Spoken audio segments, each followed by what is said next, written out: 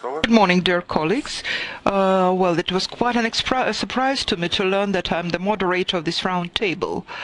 So I guess it will be a sort of improvisation. First of all, I would like to ask if you are ready to begin our work. Some members of our round table, and I know some people really wanted to participate, they're still being late. I believe that's a traffic problem. You know, there are huge traffic jams now. So if you do not mind, we can begin our session, we can start our work, and let's agree about the probe. Can you hear me? Не слышит дама нас явно. Вот дама, которая напротив, явно нас не слышит. So that's going to be rather hot here. Напротив меня сидит дама, которая показывает, что она ничего не слышит. So if you don't mind, can you hear me? Can anybody hear me okay? Is it okay? Can you hear me? Can you hear me now? Can you hear me? Yeah, that's okay. In the presidium, we have my colleagues who will coordinate the work. They will be presenters, coordinators, speakers, etc. So the first question I would like to ask, actually, who proposed this wording, the name for this round table? If we give a positive answer to this question, I think it's the end of university law education, either the philosophy of law or legal writing. Why such dichotomy? For Russia, for me, and I'm the dean of the law faculty of our university, there cannot be such a choice. Professor Blažejev, let me introduce Professor Blažejev, who is joining us. So I would like, first of all, to discuss what is it we're teaching in our universities. Is it legal writing or is it the philosophy of law? Would anybody like to begin, to start?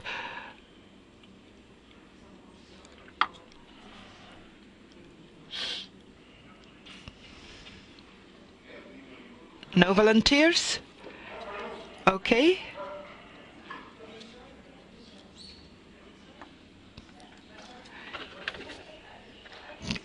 Can I please ask everybody to switch the microphones? Otherwise, I do not hear you. Please switch your microphone. Otherwise, there will be no... Yes, that's okay. Yes, thank you. I want maybe quickly present myself. Firstly, I want to thank our dean and the organizers for having invited me to that wonderful event, which is extraordinarily organized. And I'm very happy to be here with very high-ranking colleagues and professors, and I will try to keep up with that. I'm not a university professor. I am a lawyer, so I see things maybe from a slightly different point of view from time to time. I am a lawyer in Brussels. I studied law in Germany and in Belgium, and I was many years ago the first person who had been admitted at a Belgian bar without Belgian citizenship. It's over 30 years ago. I'm also co-founder of the European Association of Lawyers, and actually I'm the president of that organization that is now had been founded 26 years ago, and organizes seminars and congresses several times a year about changing topics in the field of European and international law. It is located in Brussels, and we want to get more and more colleagues from the Eastern countries to favorize also the exchanges. So if ever somebody is interested, I can give more details on that. The question of whether law schools should teach philosophy of law or legal writing seems surprising and provocative. What does it mean? What's the question behind it? It is asking whether law school teaching should emphasize theory or practical aspects. Is it teaching philosophy or legal writing necessary? The question, well, it's for me something that surprised me quite a bit. There could be different answers depending on the state where the question is put, such as educating future generations for maintaining, developing, and/or consolidating democracy, or consolidating or maintaining in power a non-democratic regime also. Law relates indeed to the larger political and social situation of the country where it exists. A democratic system should be strongly built and depends on a well-functioning judicial system. Well-functioning means well-structured, organized, efficient, independent, not too costly, and accessible to all citizens. Law has the force that it does because of what legislators, judges, and executives do with it. The excellent education of future independent and incorruptible judges, lawyers, prosecutors is therefore of the utmost importance for any democratic system. This is without any doubt the purpose universities have to permanently keep in mind. The question is how to get there and then how to stay there in a changing world. For the analysis of teaching philosophy of law, the first question which came to my mind was what is law? Many philosophers have tried to give a definition of law. As you know, following critical legal studies, law is largely contradictory and can be best analyzed as an expression of the policy goals of the dominant social group. The first question of a legal student probably would be, what is law? What is jurisprudence? Why do I study this? Many answers are given by philosophers of law, from Socrates to Hans Kelsen. There was many theories about law and morality, natural law, legal positivism, legal science, legal politics. For these precise reasons, it seems important to me to include the study of philosophy of law in the basic studies during the first year of every faculty of law, in order to allow the student to find an answer, his own answer, to the topic and very important question. In other words, yes, philosophy of law should be one of the courses taught at every faculty of law. Following our topic, the next question will be whether legal writing should be taught at university. The contradictory aspect of applying law appears to me to be the basis of any law teaching. What are the norms and rules? How must they be applied? What are the ways, the conditions? What is the jurisprudence to be taken into consideration for a particular case? What language to use? How to write a logical assumption? How to be convincing? This is the essence of legal training. How could we educate good jurists without these techniques? In other words, I believe that the topic of this discussion was intended to be provocative and to lead the discussion to another, more current question. What are the challenges of the present world for jurists, and how should universities adapt their programs to prepare their students to face these challenges? What are the challenges? What changed? Over the last 30 years, our world has changed dramatically, much more than during the preceding centuries, as globalization took place. No such globalization would have taken place without the internet, the main cause of the globalization of markets, production, strategy, and finance. Globalization has touched our society at all its stages. The internet and new media drive exchanges of information on a national and international level at a speed never known before. Information is accessible to everyone and practically at any moment.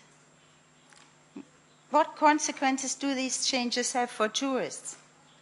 Companies and other business forms are more and more obliged to act internationally in order to stay competitive. Selling and buying in foreign countries has became day-to-day business. Markets grow together. Consequently, the number of law cases with international aspects rises permanently. Lawyers, judges, prosecutors have to face international elements in more and more legal cases and need education in fields they rarely had to face in the past. Without knowledge of international private law, international sales law, international tax law, international labor law and social security law, international intellectual property law, international transport law, customs law, international arbitration, and so on, they could commit serious mistakes and incur legal liability. Not to mention that what we call European law, that means the law of the European Union, that becomes more and more important for citizens and enterprises at the European Union, as well as for enterprises outside the European Union. In other words, law is becoming more and more complicated and international. Consequently, universities and law schools certainly have to adapt their programs to these fields of growing importance. These developments also require the knowledge of at least one or two languages. English clearly has become the common denominator. For this reason, we are witnessing a generalization of the English language at an international level. English is consequently the language generally used for communication within the European Association of Lawyers as well. It is used within international firms as a common language in international contracts as well, and in many countries, such as in China, English is now taught from primary school on. In other words, English knowledge is very important, even indispensable for our students. However, it is highly recommended that students learn more than one foreign language.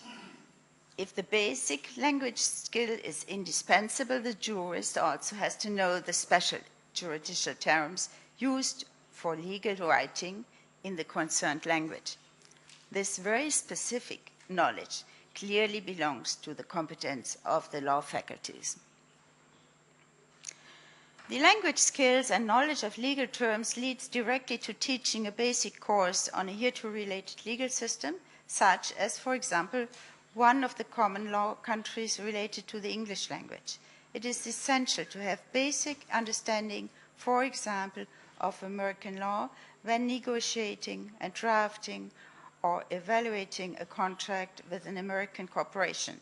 Teaching students about the hereto-related legal system is without a doubt a very important mission of our faculties. Ideally, all law students should also have the possibility and chance to stay for a while in a country practicing that language and, if possible, take a course at the law faculty.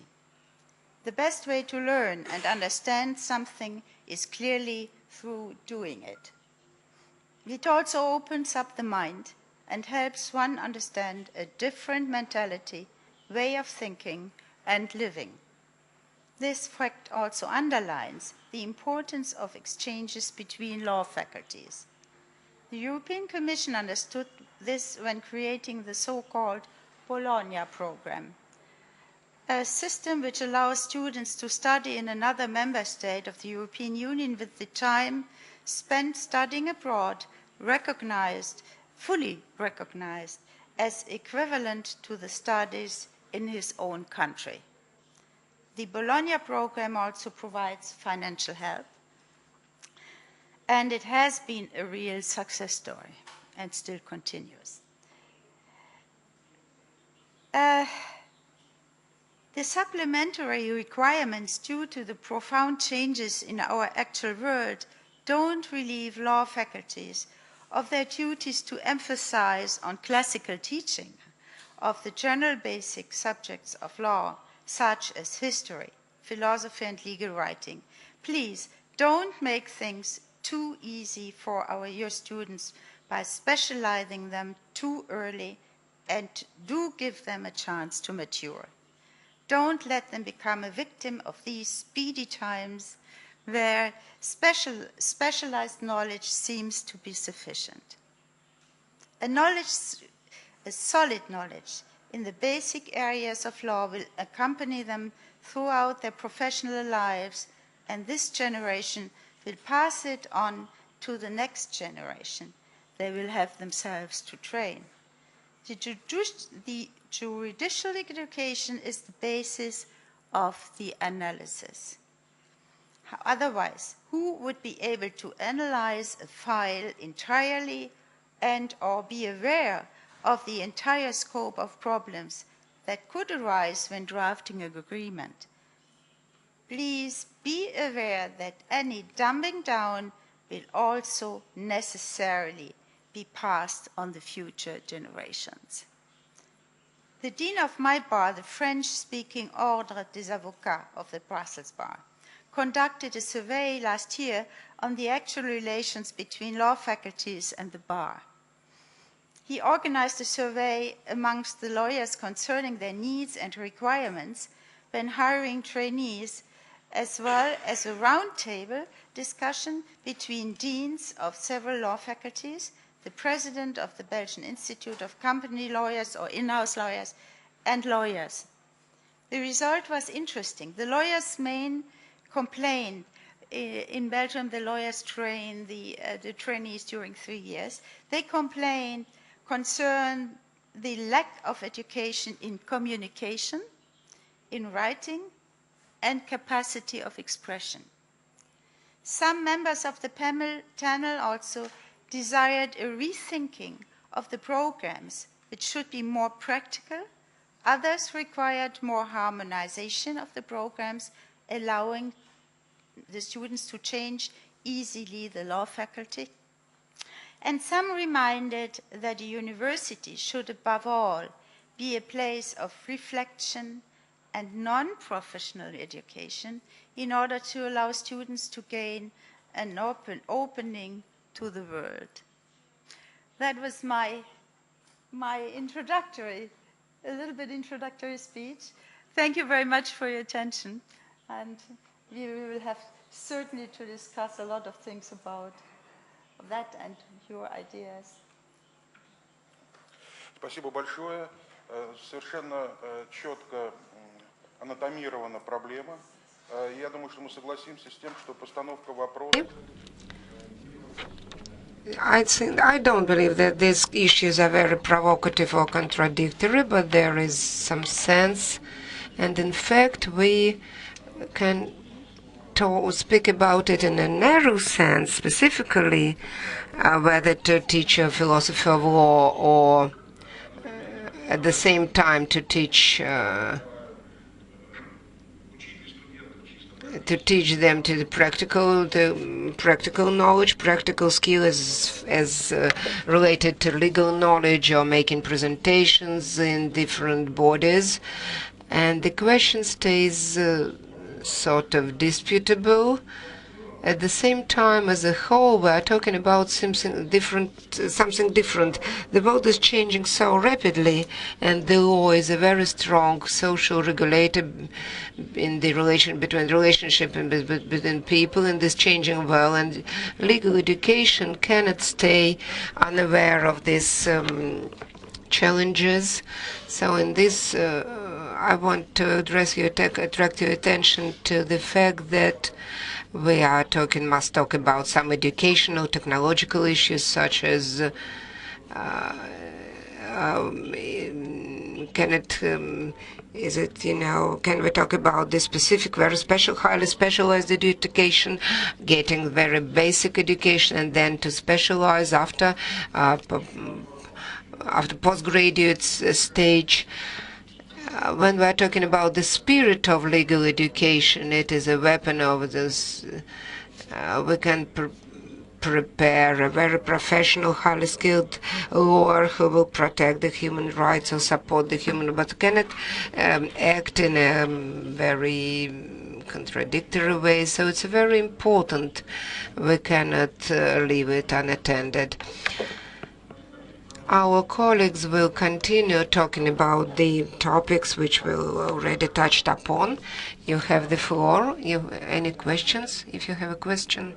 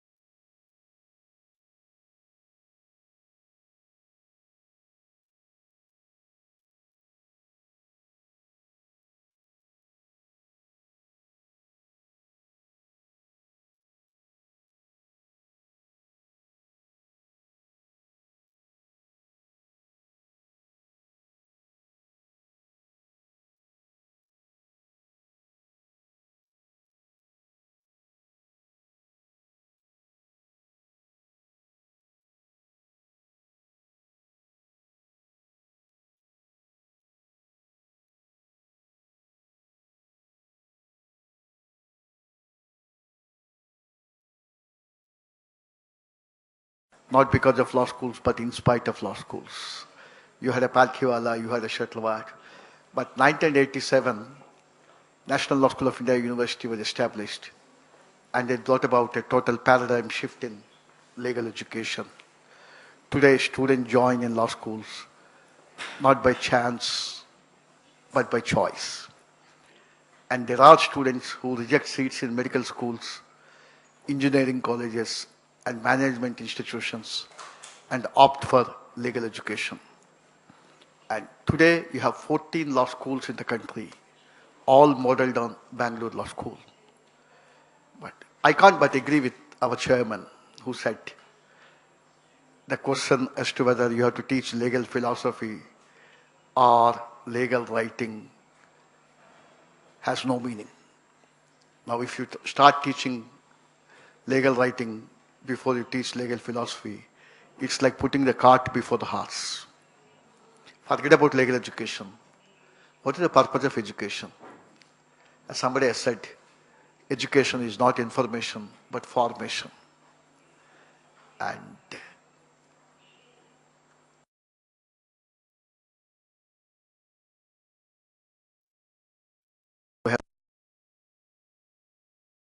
we have lost in knowledge, and where is the life we have lost in living.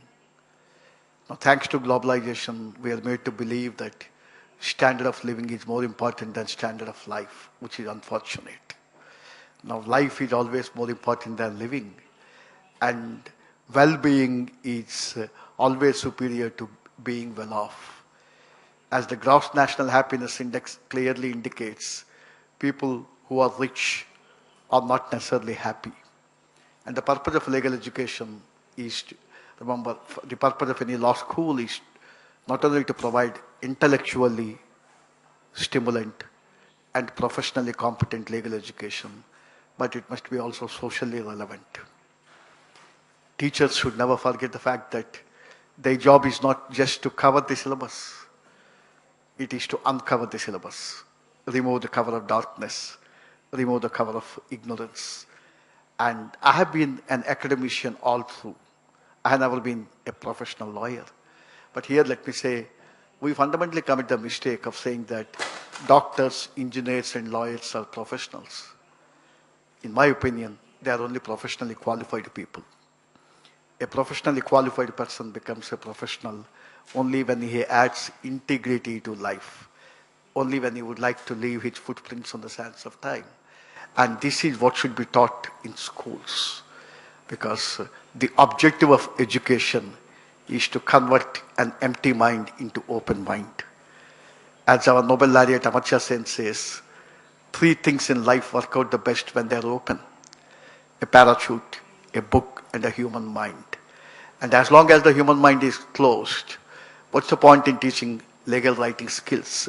They would just become robots to reproduce like a slot machine without having any value addition.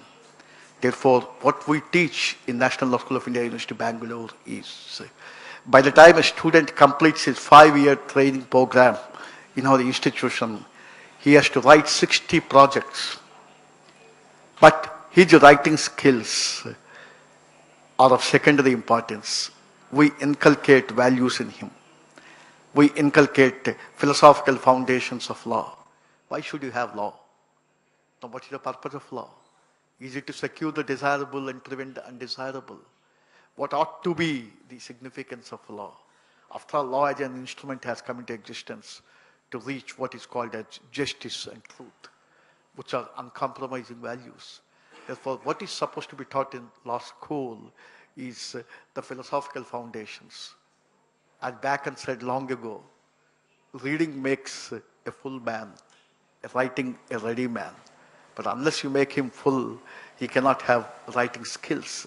Therefore, what is important is philosophical contours and the philosophical foundations that are required to be taught in law schools. Without doing that, if we start just inculcating writing skills, because the overemphasis on corporate sector is making us think as to whether writing skills need to be taught. Remember, ultimately speaking, it will be dehumanized education. And as long as education and development are not human-centric, ultimately the human edges would be lost. Let me remind you what that great lady Mother Teresa said in one context. How can you love God whom you cannot see when you cannot love human beings whom you see?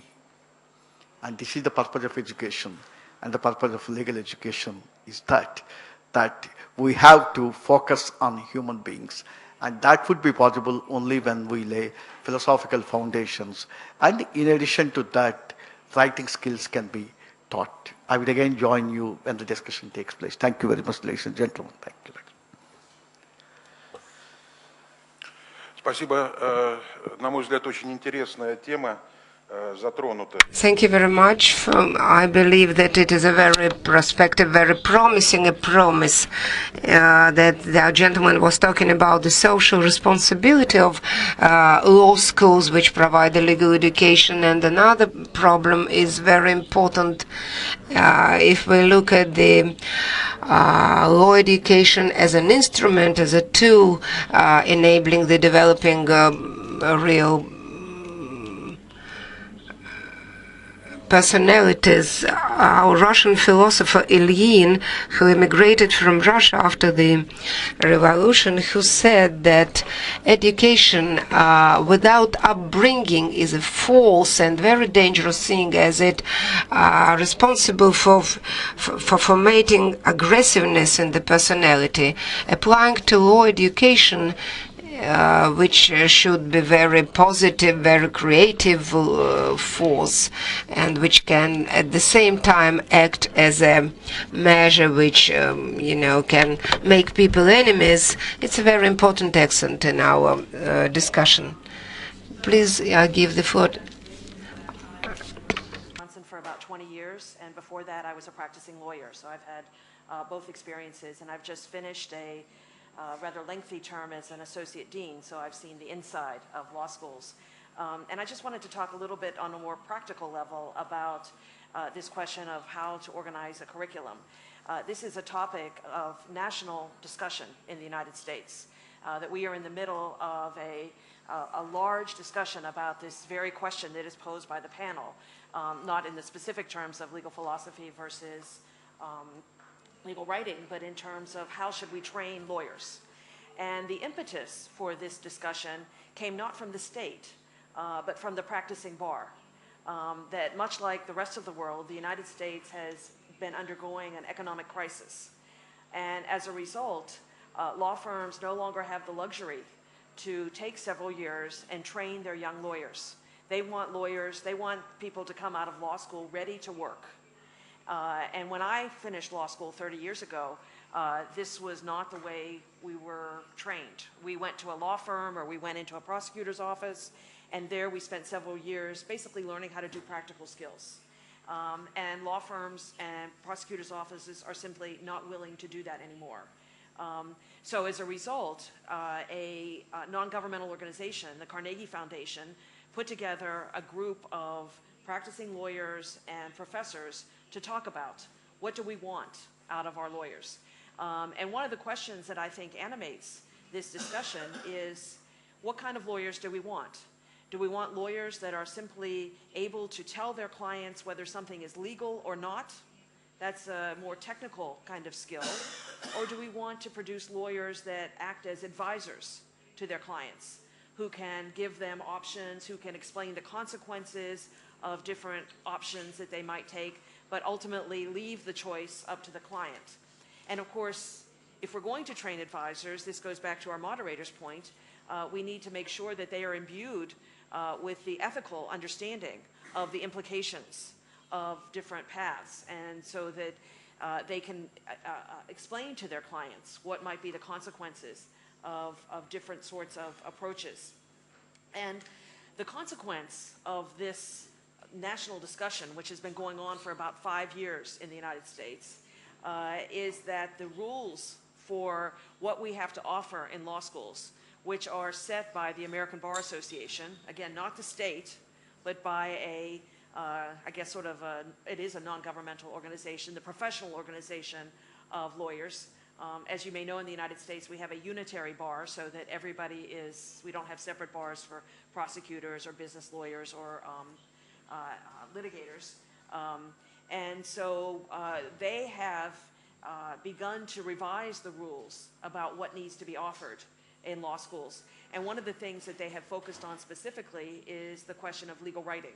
And this goes back to a point that Elizabeth raised about communication skills.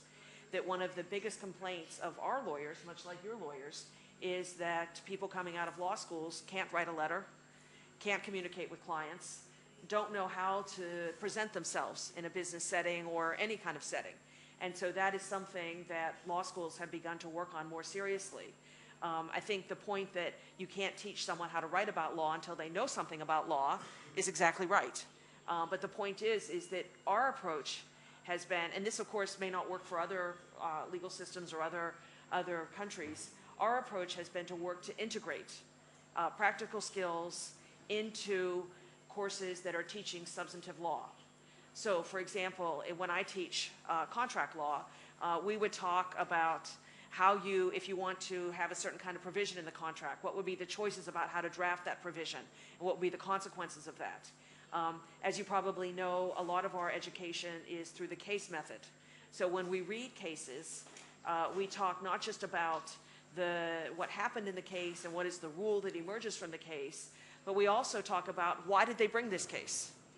What might have been the other choices? Why didn't they settle this case?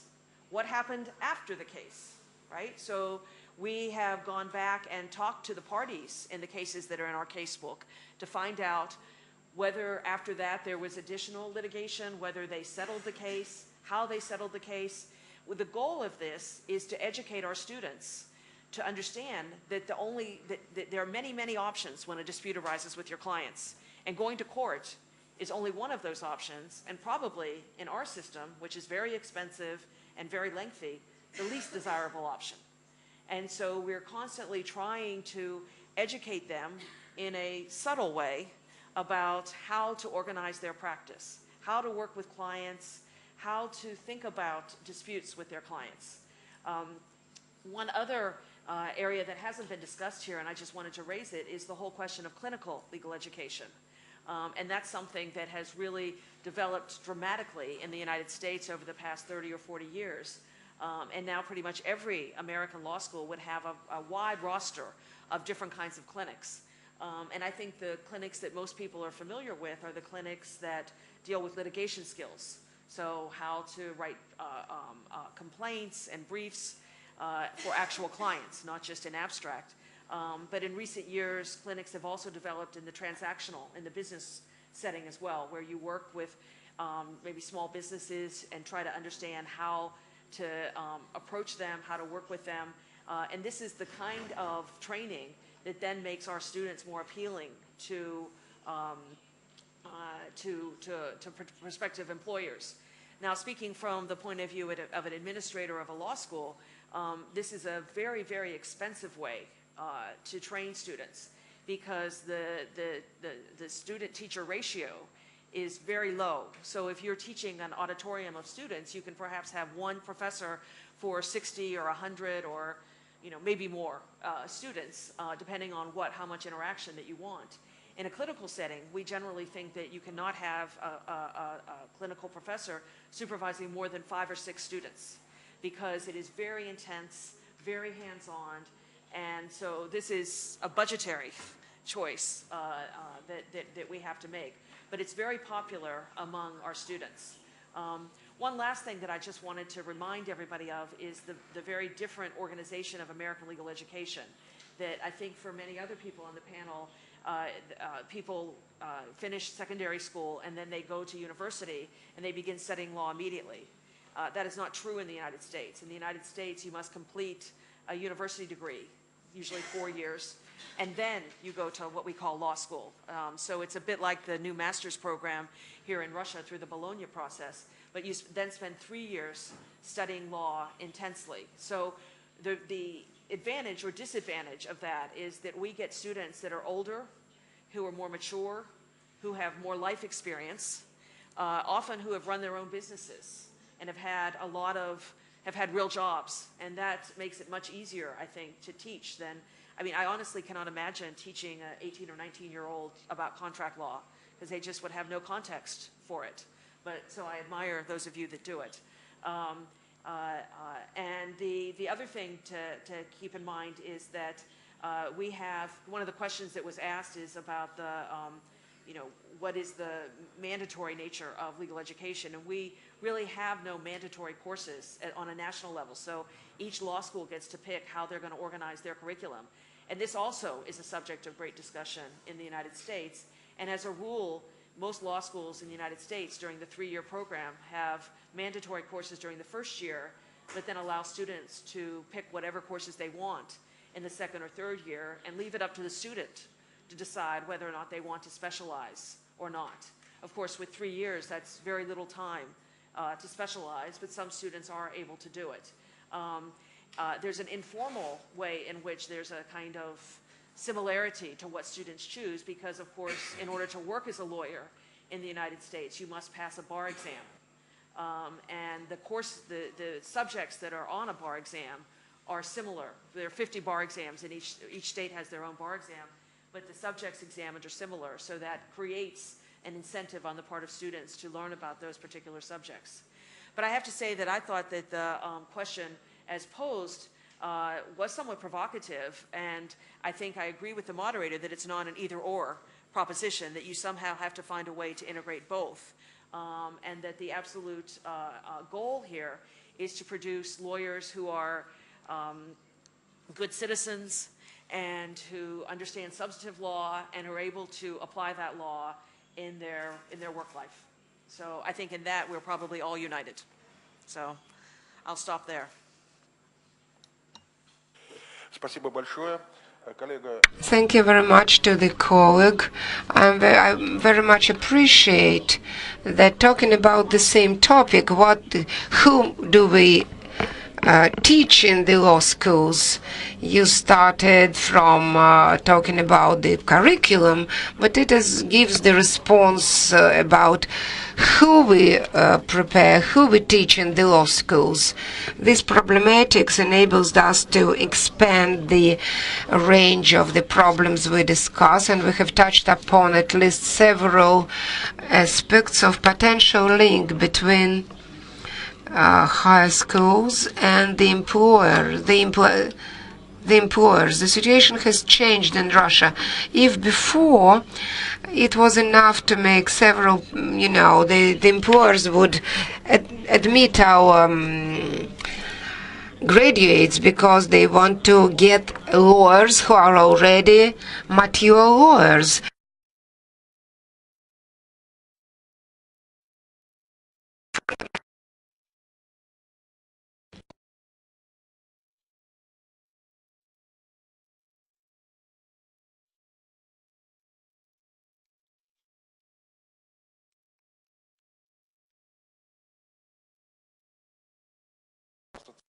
Юристов России.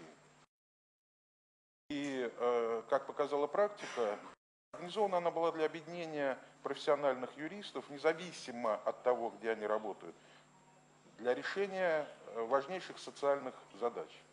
И вот оказалось, что... Спрашивают, слышен ли перевод? Перевод слышен? Да. Английский слышен точно. На русский, да. Да, говорят, что слышен. И оказалось, практика, 5-6-летняя практика показала... The practice has shown that one of the major tasks to be tackled by this association is the quality of education. This is one of the principal tasks to be discussed. In my understanding, this is very important. Very important because the independence of high school is a good thing. But if this independence leads to ignoring the needs of the society, if this is only for the benefit of one corporation, not all of them, then it's rather a minus.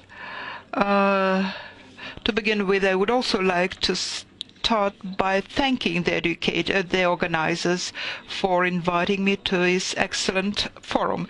And now I would like to switch to English, because it's going to be a bit easier for me if I speak English. Say one or few words about myself. I'm also an academician. I'm the dean at the moment of one law school or law faculty in Germany. It's maybe a typical law faculty in that it's not too big and not too small. And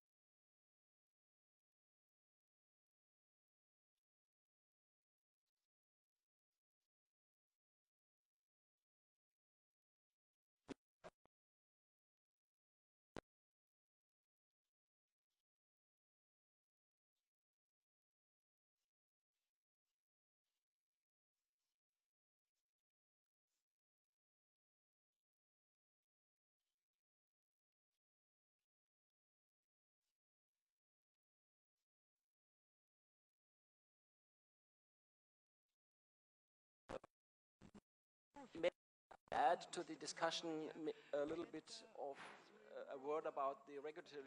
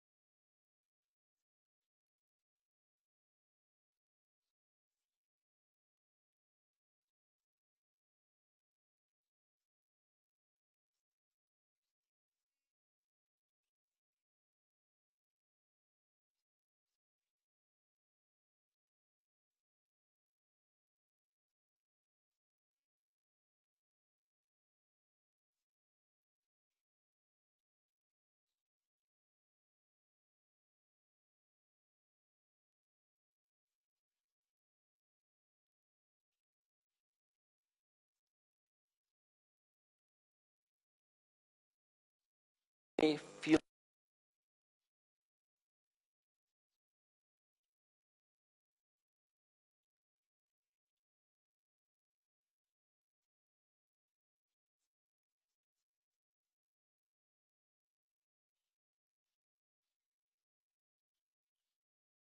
around is of course absolutely necessary.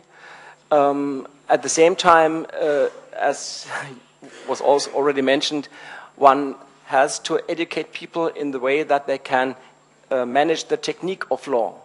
Because without the technique, you can, well, broadly have philosophy, but you cannot work for clients.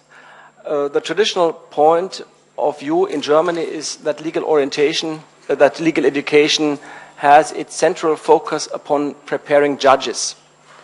That's a kind of distinction with the relation to the American system, probably, where the focal point is more the practicing lawyer advocate.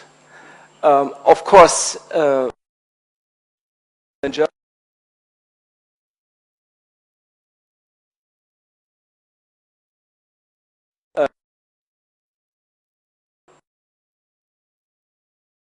also the right to practice as a lawyer. So, but this background sometimes leads to discussions whether the kind of study which we offer is enough oriented towards the needs of law practice. We have in Germany, as you probably know, a federal state. It's like in Russia in that sense. We have the federation, which has a certain legislative competence. We have the states, 16 states, which also have legislative power to organize legal education. And then we have the level of universities and the faculties finally. And legal education is a mixture of all these. The general framework is given by the German Richtergesetz. It's the law on judges, which also implicitly applies to legal education to become lawyer in law firms. Then we have 16 different laws of each state concretizing the provisions of the judges' law. And then we have, in addition, regulations by university, mostly by the faculty. In each of those levels, you have certain demands about what to teach. And legal philosophy, or one could say basics of the law, it could also include historical basics, are a part of the curriculum. They are, on the one side, mentioned in the judges' law. Then these requirements are also mentioned in the more concrete descriptions of legal education on the Länder level. And by the way, the Länder do not act completely independently from each other, but they have a kind of joint conference of ministers of justice which try to unify it to a certain degree and to a large degree. And on the basis of this, the Länder pass the laws. And then, again, the faculties pass their regulations. And, for example, in the university part, first 4 years, of course, philosophy of law, like history of law, legal history, is a part of the curriculum. But one cannot just have one class and then that's it. One has to continue, and it's very important for our legal education in Germany that value judgments, balancing of values and of interests is a part of the legal methodology. And it comes into play in any case, in any class, at least in any class where a responsible teacher tries to explain how the structure of the law is, how you should solve problems. Taking the two poles, I would say, techniques, methodology is very important, although, of course, into methodology you have also to bring in the element of values, how to interpret a law. And on the other side, the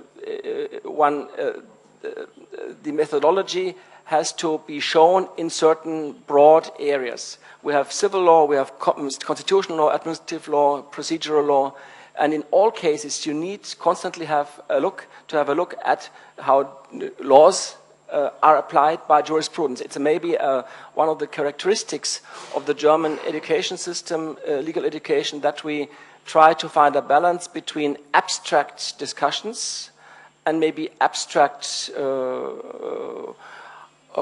tasks to be solved in class or in seminars, and solving concrete cases. Solving concrete cases in a very consistent, logical, methodologically correct way, but always using value judgments, because you will not be able, or maybe technically you would be able, but you will not be correctly and in a responsible way able to argue everything. It's always a kind of, and I think our chairman mentioned it, when you have a lawyer who has no conscience, no responsibility, who could find an argument for everything. And it's one of the tasks of legal education to show that this is not the right way for all. This is not a good lawyer who can argue everything. It's a good lawyer, maybe as a lawyer in law practice, it's a task, because finally it will be the judge who has to find the right balance. But a good lawyer should have a responsible ethics, and that's one of the elements of teaching. And I think we tried in some way, but of course the way how you do it in legal clinics, for example, in the United States, or in internships, which we've developed, that's a matter, of course, of concrete discussion. Thank you.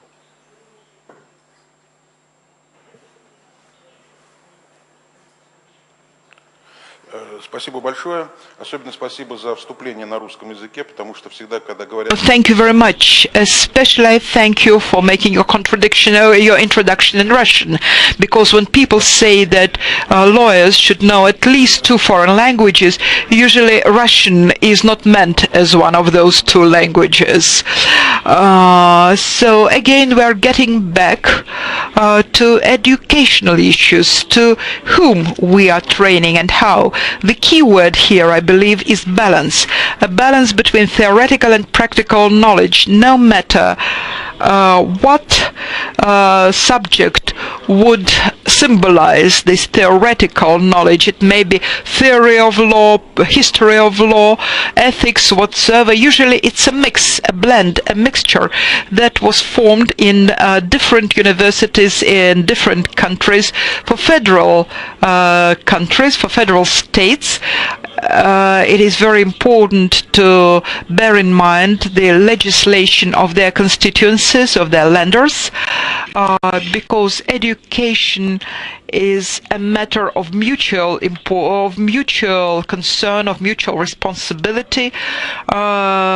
Different subjects of federation have different histories, different historic and cultural traditions, but the educational procedures should be balanced. Yes, Russian system objectively is closer to German one. We both abide by continental law. It's not Anglo-Saxon, it's not precedental law. We have the same approach. We also have theoretical courses first, and then during our practical seminars we consider certain case studies and try to bring together the theoretical and practical approaches. However, I would like to lay a few first of all, I would like to pinpoint a few issues. First of all, qualification exams. Our colleagues mentioned this issue already. Is it enough just to have a university diploma to be able to lead some practical work? Some countries believe it is not enough.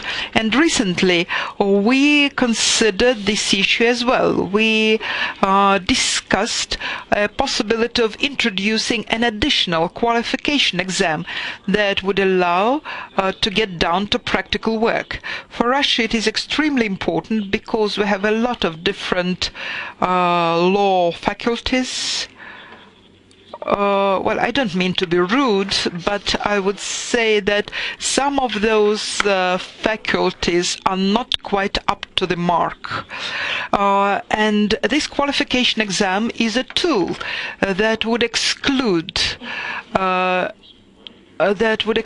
possibility of non-qualified lawyers to be involved in this work, because insufficient qualification here can only be compared to insufficient complication in medicine. It's also a murder. It's a social murder. We studied German experience as far as qualification exams are concerned. In my opinion, we need this tool, but right now, right today, we are not yet ready to introduce it. It requires a lot of additional financial resources. It's reconsideration of procedures, of criteria, and we cannot just take a bureaucratic approach here. We cannot afford just this bureaucratic approach, but I think it is very important that we touched upon this issue, because it's very important for us whom we train, how we can control the quality of this education. Exams, but one of the other advantages of having an entrance exam is it builds a profession, right? It allows people to have common standards, and then when they violate those standards, there's a group that can do something about it, because that becomes a problem too, and you alluded to that. But then what do you do about lawyers who do steal money from their clients or who behave irresponsibly? And in a system where you have passed an exam and you have a group that is sort of monitoring, then you can have a series of sanctions, right? And that becomes a way of ensuring that the lawyers that are out there working with clients are responsible. Да, прошу, прошу. In India, thanks to the intervention of the highest court of the land, the Supreme Court of India, since the last 2 years, by a body called the Bar Council of India. Now, Bar Council of India is a body which is entrusted with the maintenance of standards in legal profession. Therefore, since the last 2 years, alarmed at the fact that there has been a decline in the standards of new entrants entering the legal profession. They said university diploma per se is not enough, and now they conduct a separate test, and unless you qualify in that separate test, you will not be given the license to practice. Now that's the position in India. Thank you. Thanks. Ну, значит, я оказался прав. Вы тоже хотите сказать, да? Да, прошу. Well, it means I was right. How it's done in France, maybe also. I personally experienced the German system and the Belgian system. I think the German system is a very good one. It's a very luxury one too, except that for the lawyers itself, and then I join you, it's not enough. In Belgium, the lawyers are, during 3 years, when they left law school, educated by the other lawyers themselves. That leads to a situation, then they have courses also organized by the bars, and they have exams organized by the bars. The idea is very nice, but there are less and less lawyers ready to do it, because lawyers are themselves under pressure. They have not necessarily enough time to do it. And that leads us to a problem. In France, there are the law societies organize the law school themselves. And I think that might be a very good solution too, because they, as you said, there is a need to have a very specific preparation and common standards to this profession. And this is not sufficiently organized, in my view, from the by the German system, where the young students have the wonderful experience to be present and to make a traineeship in all kinds of instances, and 3 months with a lawyer's office too. But 3 months, that's not enough for really preparing them to that profession. So I think that the ideal thing maybe would be just to to continue. As it was in my time, it was 3 years, and then have another year with the law. But that is really luxury for the society. I think nobody can afford financially anymore this, or no state, this education. That would be absolutely fantastic if possible. That leads us also to the consequence, who will pay for what? I think that's the problem. And the bars, they need a lot of money to organize themselves, to be organized in law schools. And here we are. Thank you. I have a point here. In National Law School of India University, Bangalore, India, we have the 5-year program, and it is divided into 50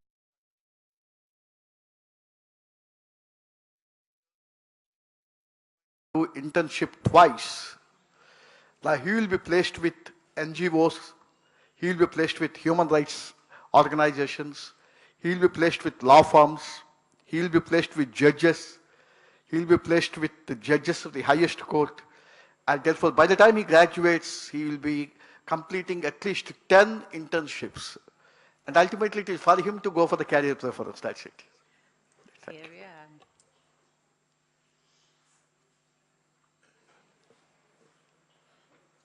Спасибо. Не могу сказать пару слов. I couldn't help but saying a couple of words about myself, about my personally. I would like to stress that couple of moments because they have. It's quite surprising that Elizabeth started.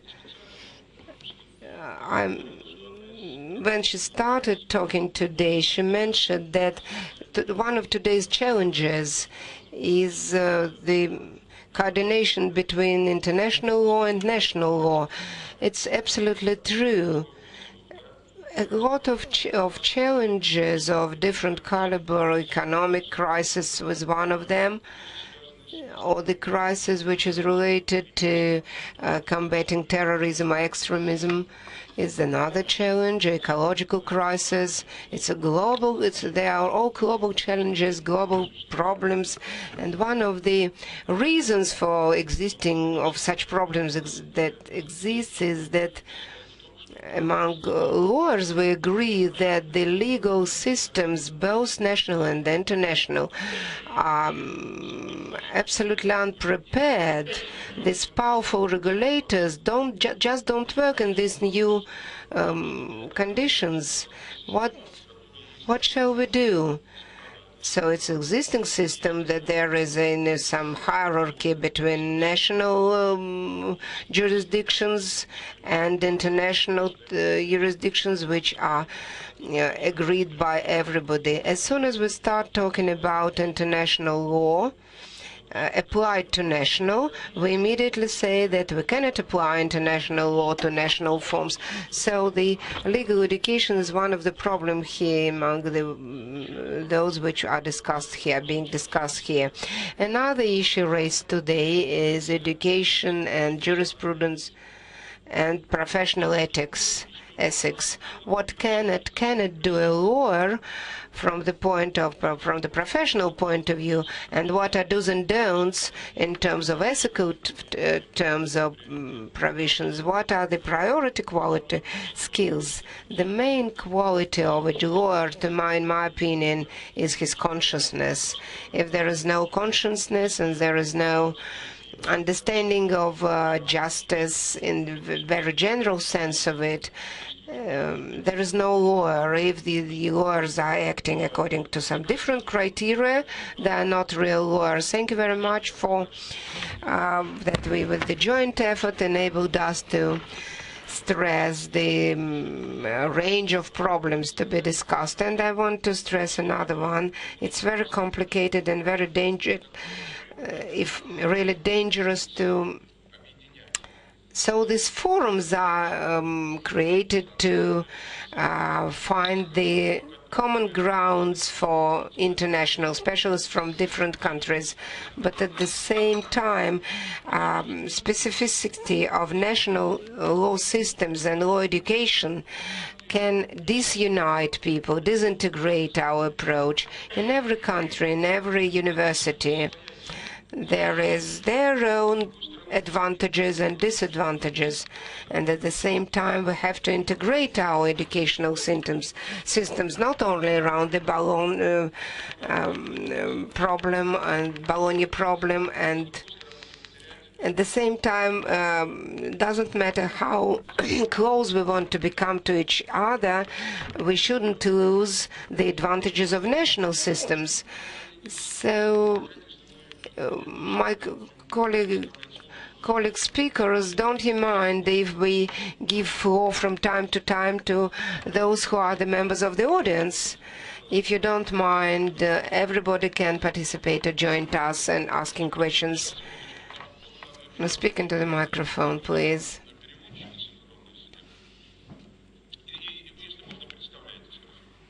And introduce yourself, please. Thank you. There is a button to push.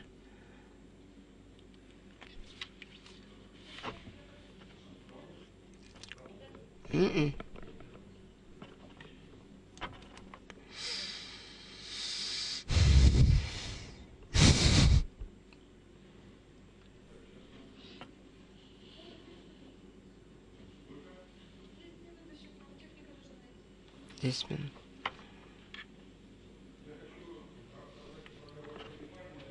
Speak into the microphone, please.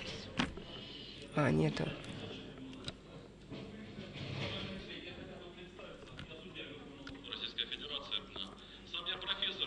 I'm a professor myself and used to be a dean of a law department. I'm quite familiar with the problems which are discussed here. I work in the collegium for these civil cases. So when I was a professor, I'm quite aware of these problems.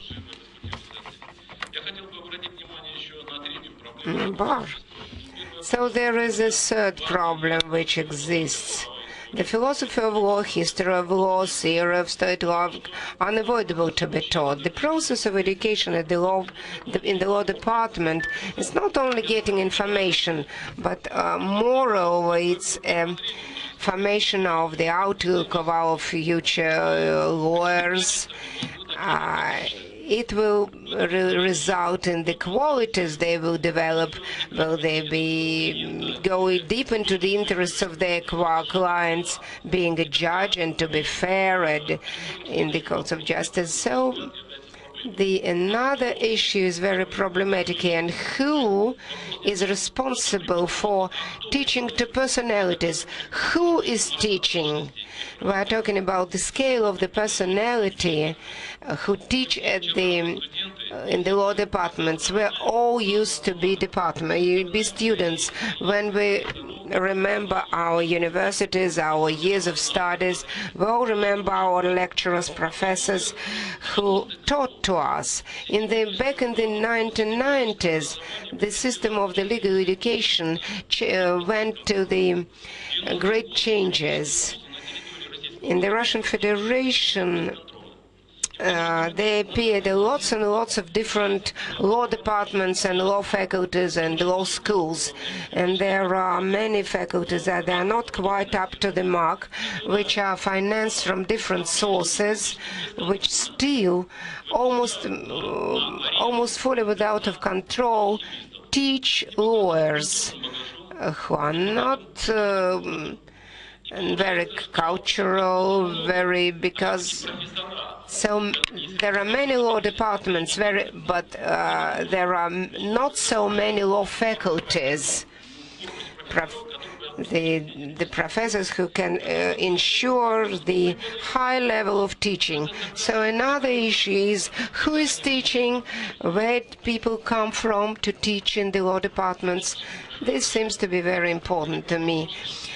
Thank you very much. When the member of a Supreme Court, a judge, is touching upon this problem, it's a very pinpoint problem. So who we teach fully depends on who is teaching. We have about more than 1,200 legal law schools, and if we compare the programs, the curriculums, there isn't, we cannot provide all them with at least one professor who will be quite up to the mark.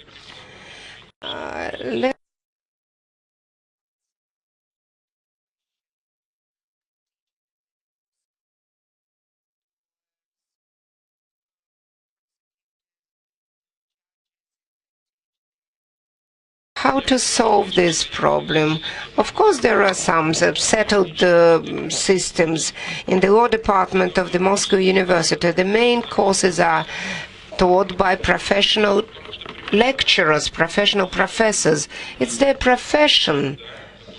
We remember the great Russian culturist Oleg Dahl, who was the author of the Russian dictionary, and teaching is explained there as translating science to somebody else. You must have science in your head and be able to professionally translate it to somebody else. Teach somebody else this science. Not every professional teacher or lecturer can be in the, aware of what is going on outside the law school.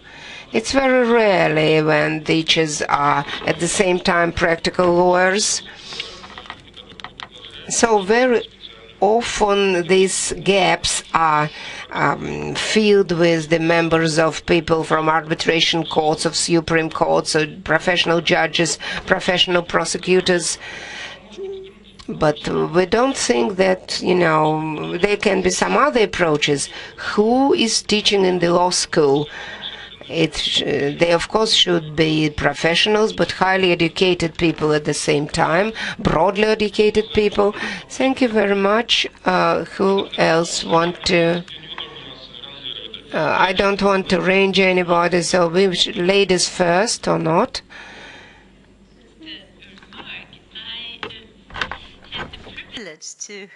To profit of two systems, as I mentioned already, in Germany and in Belgium, for example. In Belgium, there are different universities, two professional lawyers as teachers. One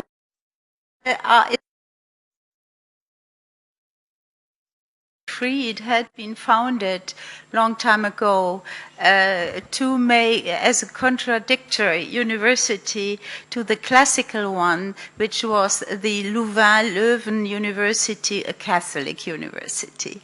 So that's the name of free. And the teachers are all lawyers. And I must say, I had wonderful teachers in Germany, like von Kemmerer, etc. But I had so extraordinary teachers in Brussels, so vivid, so clear, and I think the profession helps to that. I guess you had the same experience. It was a very surprising experience for me because these people, I worked myself at university also, and I worked in a law firm that was exclusively composed by teaching lawyers. And I must say it was an extraordinary experience as student as later, because these lawyers have a tremendous lot of work to be done. They have the problem are the periods of exams where they are absorbed by the university, by the faculty, but this is manageable in a way. But the quality of teaching itself, of communicating what they have to communicate, is extraordinary. Yeah. Yeah. I agree with you. In India, there are 935 laws. Yeah. All types.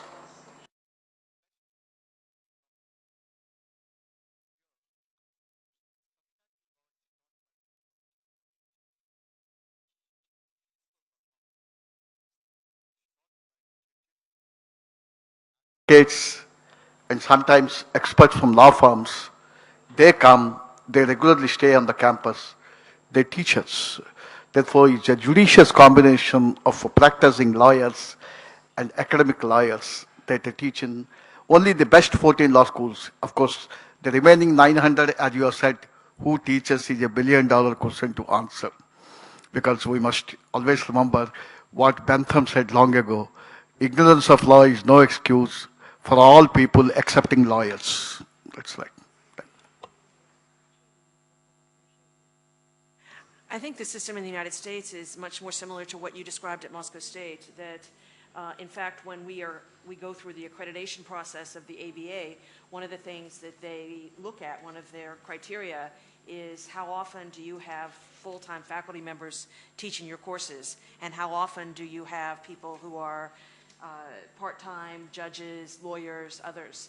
And we struggle with that because the one thing that hasn't been discussed here about law schools is the responsibility to engage in research. And for us in the United States, that is probably for major research universities, that is our primary obligation in order to keep our jobs. We have to continue to do research and continue to publish, and we have to teach. We have to do both at the same time. And so, for example, for me, I've been gone the entire year from my university because I had a research grant. And that's useful to them because then I will produce publications, which helps them. But of course, someone has to teach contracts. And who will teach contracts while I'm gone? And then often they'll have to... and I think that our experience with practicing lawyers has been quite mixed. I think Elizabeth is right that when they are quite talented, they can be extraordinary. And I think this most often shows itself in specialized courses, as you suggest. We've had some really horrible experiences where we've put practicing lawyers in our basic courses. They're usually too busy with their practice to be attentive to the needs of the students, so the students end up being very dissatisfied, and the professors are dissatisfied because they're trying to, as we say in English, juggle too many balls at one time. So I think that the way that we've tried to deal with it is to bring in people who have very specialized knowledge, whether it's election law, whether it's a judge, other kinds of things where a professor would not know the details of that, and that's been very successful. Now, we're kind of in the middle of a shift in the United States in terms of what qualities that we look for in teachers of law. In other parts of the academic world, you must have a doctorate, you must have a PhD in order to teach. For law, typically you had only been required to have this additional graduate degree in law, the 3-year law school degree. But more and more, we are finding that we're looking for people that have both that law degree and a PhD in something else. So for example, I have a law degree and I also have a PhD in political science. And we have other people on my faculty who have PhDs in history or in philosophy. And in a way, this goes to this broader education so that they can bring in themes that perhaps people who have only been engaged in practice might never have thought about. So I think what we try to do is have a mix. But I think that we are very committed to the model of full-time teachers, full-time faculty members.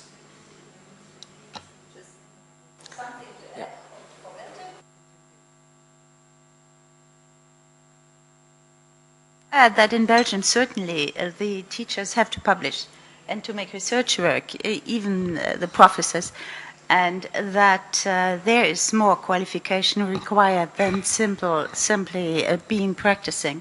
But they need to be doctor. They have a doctorate, and even more the qualification of habilitation. So that's a little bit like in many other countries, also, I guess.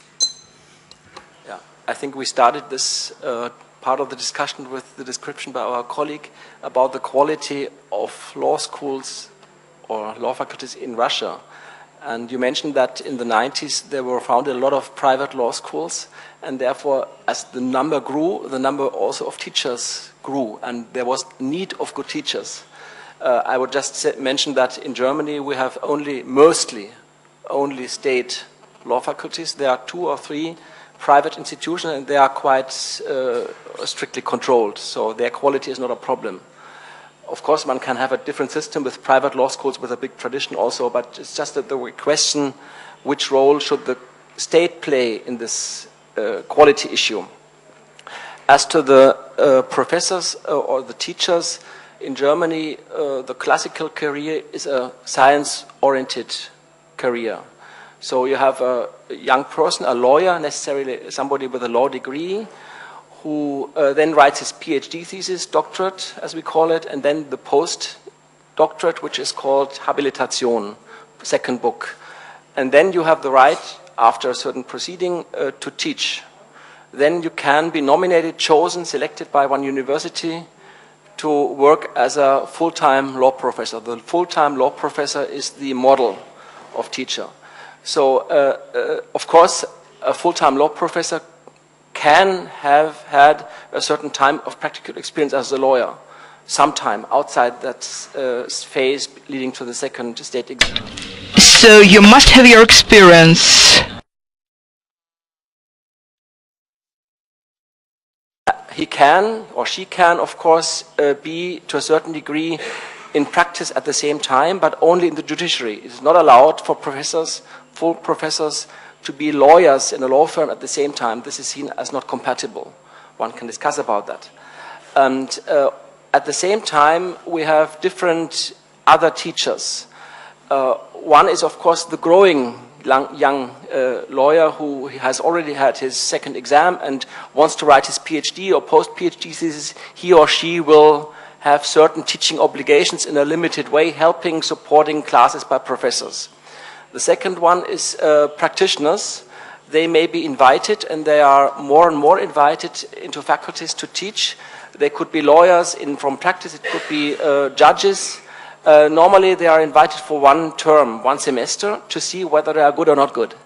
When they are good, they can repeatedly be invited. And now we have, at the moment in our faculty, we have 20 full-time law teachers, about, I would say, 6 to 10 practitioners who come here more or less regularly. And some of them, after that, after 4 years, maybe, get nominated professors honoris causa. Then they have an obligation to teach. And these are normally the eminent persons. Sometimes they are also, well, renowned, and maybe they get retired after some time in their own practice and then they leave it. But it's a mixture, and I think it works well. Of course, and you mentioned in the beginning, and also in your question, internationalization or law practice orientation. There can be offers which these people can give in a splendid way. The problem is in our system that this is voluntarily. People who want to do it without necessity, and students are normally economically thinking. They do what they have to do. And if you offer them something which is out of the line, the numbers might be very small, which is a luxury in a sense, but one can ask whether this fulfills the purpose to prepare them. International matters, you mentioned that, is one of the areas. We have, for example, one or two partners of law firms who teach, for example, international contract making, contract drafting, or international commercial arbitration. We also invite from time to time foreign professors, guest professors to teach. That is all done, but whether it should be strengthened, it could be strengthened, for example, in a specific, more specialized program. It's a matter which is very much in movement at the moment in German law faculties. You know, in India, the highest judicial officer is the chief justice. And we have the age of retirement. At 65, they retire. And they consider it an honor because Bangalore Law School is #1 in the country. We have 3 former Chief Justices of India as our faculty. They teach. After demitting the office as the Chief Justice of India, they come to National Law School, Bangalore. They teach. And we are benefited by their erudition, and we are enriched by their experience. At the moment, we have 2 Chief Justices of India on our faculty. Thank you. That's right. Спасибо. Я хочу обратить внимание. Thank you very much. I would like to draw your attention to the fact that we were practically unanimous in our vision of curricula in universities. Well, we all agreed that a university professor is a very special position. This person must be involved in research work. For us, it's an absolute must. A university professor is to be involved in academic activity. Otherwise, this person will only be translating somebody else's ideas. And this is not a progress, this is a regress. I thank you for touching up on this issue. I thank you for speaking about the role of the state in legal legal education. Yes, the position of the state is very important here, especially for the periods of transition, when certain reforms are taking place, when legal education goes through sufficient changes that either promote progress or regress. I'm now addressing the audience, not the presidium. You are welcome to speak up. We are discussing a very important problem, and I guess maybe we could have forgotten something. Maybe somebody has some ideas about it. But please don't forget to introduce yourselves. I'm Andrei Porfiryev. I am from Yegorov, Putninsky and Afanasyev and Partners lawyers company. I'm getting back to the wording of our round table. I think this wording was proposed by practicing lawyers, graduates of our best universities, who have very good legal background, and who have to spend a lot of time to learn legal writing. Maybe this wording, the name of our round table, was aimed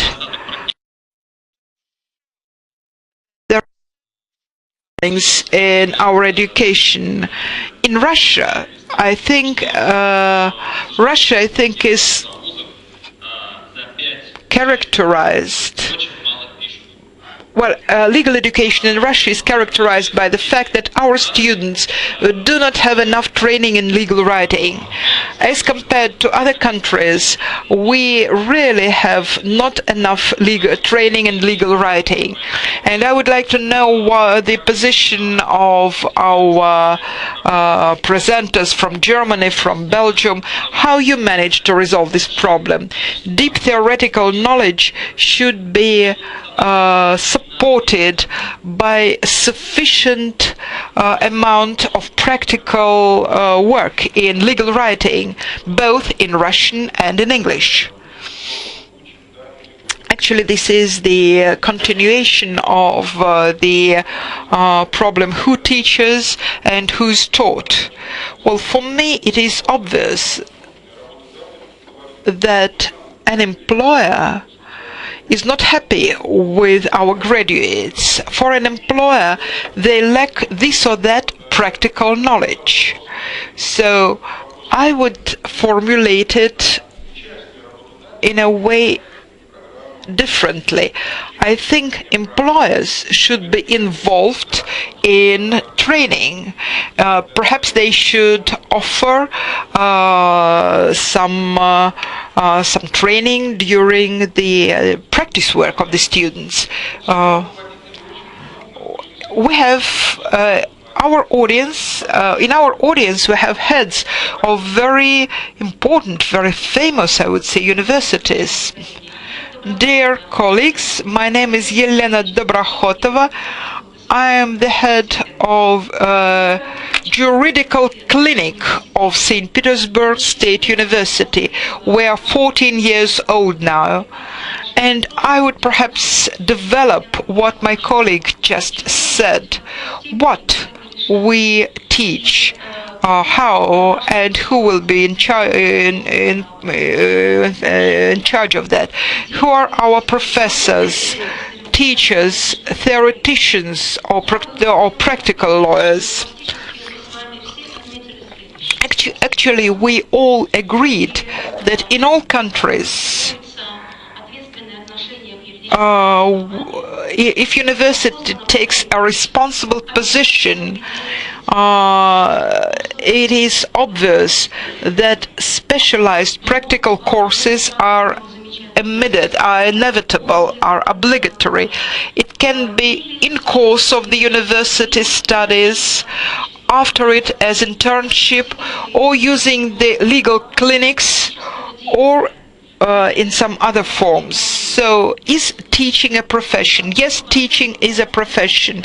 Yes, communication that Elizabeth mentioned, the search for bringing together the humanistic vision of the profession, its social aim, its the services it can provide, all this should be melted and translated to students within a relatively short period of studies, so that we could prepare a student, a graduate, who could start successfully in profession and also get additional training in another country where they could easily adapt to the realities of that country.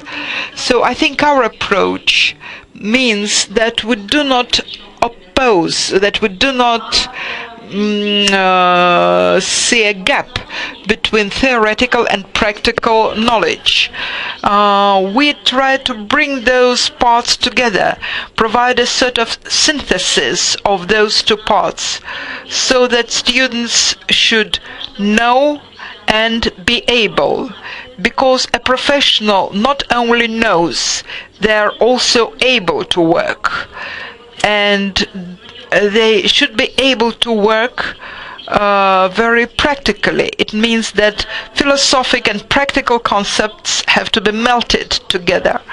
Our approach, the one we take up in St. Petersburg State University, means that our teachers, our professors, should have deep theoretical knowledge, should keep developing by themselves, coming up with new methods of translating their knowledge to students, and as far as it possible, they should be involved in practical work. That's why my colleagues are so tired. We are, so to say, we act in all the three areas. I would say that practical training, legal writing, is not just a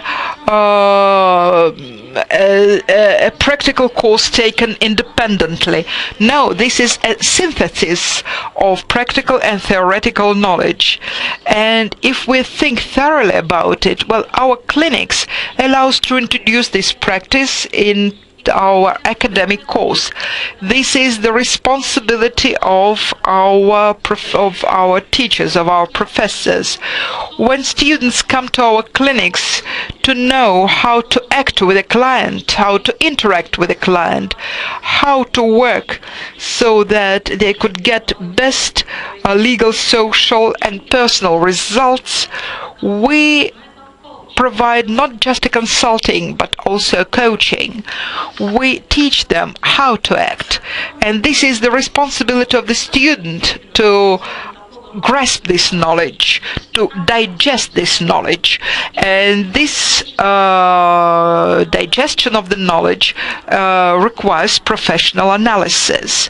That's why we came up with such a course as professional legal analysis, and this is a synthesis of the theory of knowledge and the theory of assessment, of institutional structures, the tendencies of development of law, bringing together the spirit and the letter of the law and the new possibilities proposed by modern technologies. Thus, it's a synthesis of traditional knowledge and the new knowledge. The students should launch a mechanism of creative thinking. We are trying to develop a creative thinker. They already have theoretical knowledge. They start practical work, and this is creative action. They say our students came up with a definition, a creative lawyer. That's how they called our course. We believe it's a very prospective method, a very prospective approach. Of course, this is not the only possible approach, but as the director of our clinics, I would like to speak about it. Thank you very much. I'm very glad to hear a representative of the Faculty of Law of St. Petersburg University, our friends, our colleagues, our competitors. And you would agree that competition, may promote some conflicts, but fortunately we managed to avoid them so far. You've touched upon a very important issue, legal clinics. For Russia, it's a new concept. We are only beginning this practice. In St. Petersburg, this clinics was set up in St. Petersburg in 1994. From historical perspective, it's absolutely new idea. So I have a question. Your clinics, are you adapting students to specific conditions, teach them how to work with clients, or can your students already give consultations? And whose responsibility is the result of this consultation? Is it the personal responsibility of a student or responsibility of your clinics? It's not by chance that people from procurator's office were so much against consultations given, free consultations to the population given by these clinics.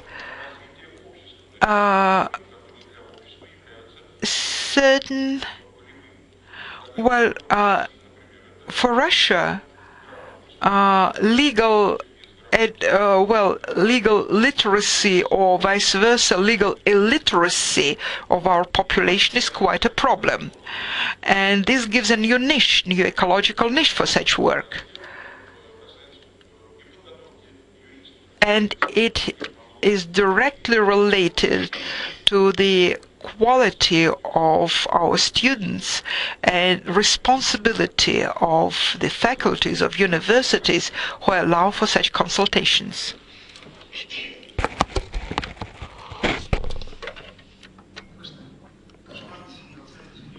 Schwartz, assistant professor of the law department of the St. Petersburg University.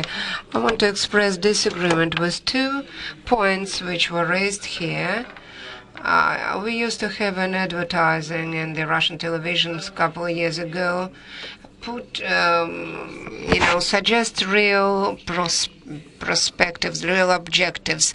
Our discussions around, I believe, the issue or the question, what are the objectives of the Russian legal education?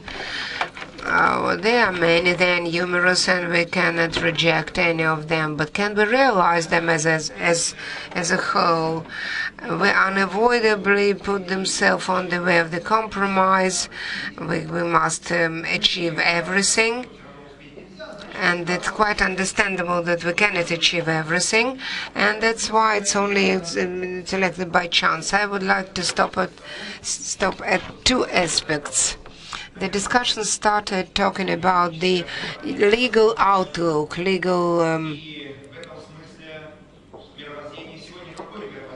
outlook of today is the democratic views. We have to bring up the democratic views, law outlook, legal outlook. It's sort of democratic outlook. And in this respect, we mention philosophy of law, historical diplomats, history of law. And a young person who entered the university at the age of 17 and graduating at the age of 22 to 24, it is very difficult to form their views about life and the world in the so dynamically developed world and changing world is very different, and it is unmeasurable at the same time. If at the exam, at the professional exam, we will assess the degree of democratic approach to this or that problem, it cannot be applied. So both those who demonstrate non-professional but democratic approach, so their views which will be realized in their practical professional activity will not be assessed. I'm not against talking about philosophy of law or legal writing, but pretending developing the views, non-legal views of our students is quite pretentious. In such equate, make out the lawyers as equivalents of priests or whatever. What is the law of educations? It is what accidentally that who are the teachers, who are the professors. And now much respected colleague said that during these 30 years the world has changed so much that another 30 to 60 years will be required to form the professors who will be having this authority or respect which were applied to teachers of the 50s or 60s of. Then we were reproached by the fact that the students are not writing much and the employers have to, teach them for years and years. We are doomed to this. Not every country, not every state can afford these luxurious educational systems. So he heard a lot about the legal practices of the legal clinics of our alma mater. But even 1 or 2 months or 3 months or other forms cannot replace the fact that the employer, so they cannot lead to the fact that the employer gets a ready-made specialist, a ready-made graded, if only we don't establish 6 to 8 years of education. But it is the burden of the governmental expenses.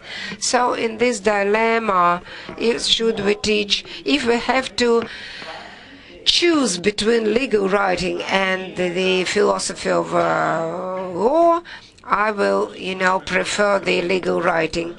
So, dear colleagues, I have to, attract your attention to the regulation, to our deadline. We have to come to the end of our discussions. Can I, as a moderator of this round table, I must summarize what we can talk about today. Certainly everybody was far from the idea of coming up with the recipes of what to do. So we are all very specific. We all have noses, eyes, and ears, and whatever, but we are all different. All elements are equal, the number of elements are the same, but the faces are different. So legal education looks like, they establish very similar requirements to the legal process, to the standards, to the teachers, procedures, balance between theoretical and practical subjects, but at the same time, the education we are getting in different countries and different educational institutions are different. So we have to look at those most sensible, which can be used by everybody to improve the educational process in the framework of the integrating process, but without the, we shouldn't lose the specificity. The last presenter said something about real objectives. I quite agree, but real objectives are, it is, of course, more difficult, but it is for our future. Then another one, I very appreciate by the tone which we adopted while talking about all these issues. I must mention that we've touched upon a lot of different issues. Whenever communicated between each other before, we didn't specify what we would be talking about. It means that we are definitely updated. We all understand what the problems are there exist in our professional activity, and we are all professionals, it's no doubt. So at this positive note, I would like to thank our presenters and colleagues and everybody else and the panel and the audience for participating in this brilliant discussion. Thank you very much.